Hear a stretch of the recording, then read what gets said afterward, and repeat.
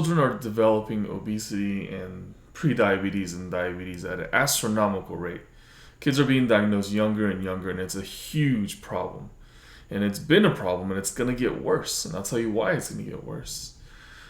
Over the last few years, we all have noticed, physicians and everybody in the medical community have noticed that there's a significant amount of people who have worsening obesities and diabetes.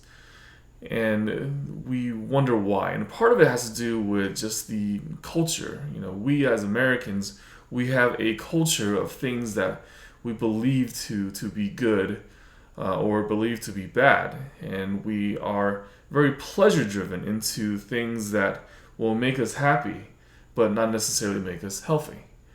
So there's a little bit of a miseducation, a misrepresentation of what food actually is. And one example I want to give to you is cereal. Okay, cereal is the stereotypical American breakfast, right? But what is cereal really? Whether it's a brand cereal versus circular colored Fruit Loops versus Cocoa Puffs or anything like that, and these are processed things that have concentrated sugar and wheat flour, and that when it's ingested into us, it causes the release of insulin from our pancreas, and insulin's job is to allow our muscles to take up this blood sugar. And if we don't use the blood sugar, then it's either gets stored as fat or it's not burned at all. So as people become fatter, what happens is that the muscle will say, hey, there's too much insulin coming out of you, Mr. Pancreas, and stop secreting so much pancreas. And it shuts its doors to the insulin that the pancreas secretes. This becomes a problem because as we're eating that cereal, there's more cereal coming into the body, the more blood sugar is broken down, and a lot of those blood sugars are undigested. And when they're undigested, they react with white blood cells in the body and make really toxic molecules. And these toxic molecules damage everything they touch. Well, there's blood vessels and nerves, and everything in our body is affected. And this creates what's called a metabolic syndrome. And this metabolic syndrome is the root cause of a lot of disease in the U.S., whether it's high blood pressure, diabetes, prediabetes, joint pains, some autoimmune diseases can be worsened with this type of diet. And I know I'm knocking on cereal, but this happens when you eat any sort of processed sugar, or sugar in general, from either a donut or pure cane sugar or anything like that. And we have this culture that we train our children to always be on the run, because we're always on the run. We as working Americans, we're in a hurry every morning, and we just want to make sure that we get some food or nourishment into our body, and we don't care what it is, and we just get from point A to point B without really thinking about it. And that's a big problem, and that's what we're teaching our kids to do. We're teaching our kids to have a very backdoor approach and backdoor relationship with food, when the relationship with food should be the ultimate foundation of how we live. We all have an impaired sense of what healthy is, and I'm speaking for myself too, and I had one too. I had a very impaired sense of what healthy is. I thought healthy was just being thin and exercising and doing what we can to make money and make sure our kids become smart, right? That was originally my definition of health, but it goes far beyond that. Being healthy is mentally healthy, spiritually healthy, and it starts with physicality. It starts with what food goes into your body. When you're able to nourish your body with pure whole foods that's not in a packaging, that's not wrapped in plastic, that's not in a can, or when you're able to eat foods that's made by nature, that's from the earth. When you're able to eat that, that's far better than any Fruit Loops or any processed sugars that we can have. And as we proceed on from here, and right now it's 2016. As we proceed on from here, we can make a couple choices. We can choose to go the path that we are on, knowing that is detrimental to our health as a whole, or we can really sit down and choose to do something about it, right? And if we choose to do that, that's what we're going to teach our kids to do. And our habits are passed on from generation to generation to generation. The things that I do right now, I know is going to be reverberating generation down the line. And that's the legacy that we live. And the legacy that I want to live is to make sure that my kids understand that everything that goes into their mouth is either going to go towards their goals or away from their goals. And there's nothing more complicated than that.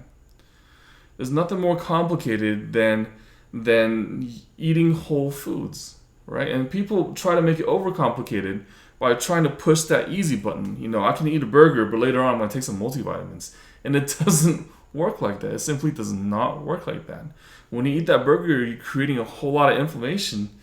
And, you know, with fried foods and, you know, high gluten, high wheat, and high processed sugar foods, it creates a significant amount of inflammation. And just because I take a multivitamin doesn't mean I'm going to get rid of that.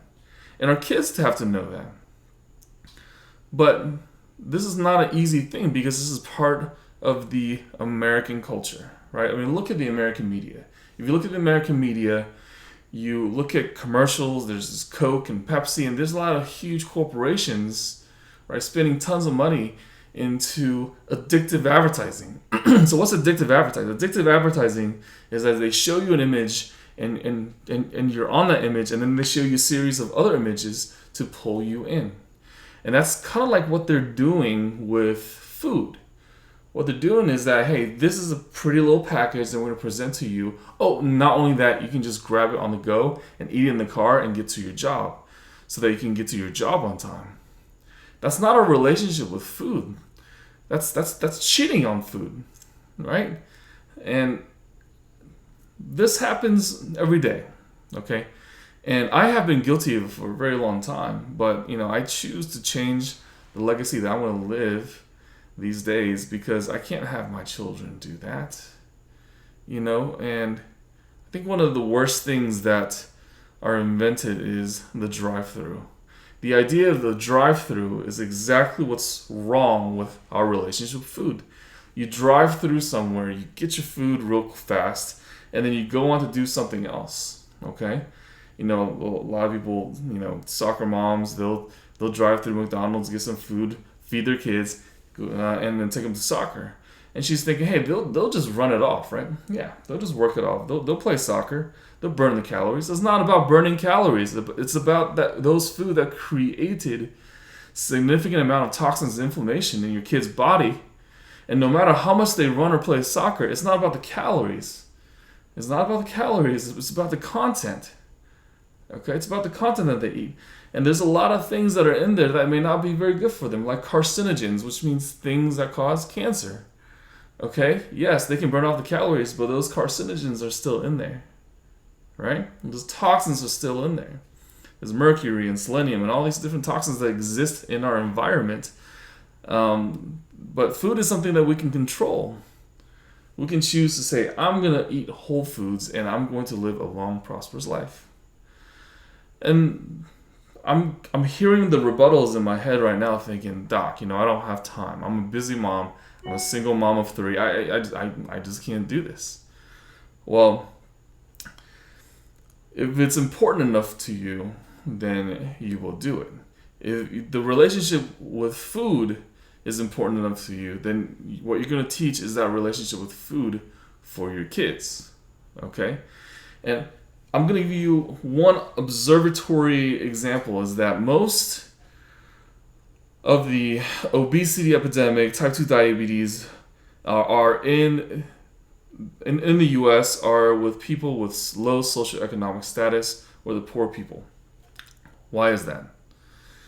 Because those people are the ones who have a very impaired relationship with food. And a lot of times they don't have the resources to buy organic, to obtain these type of foods.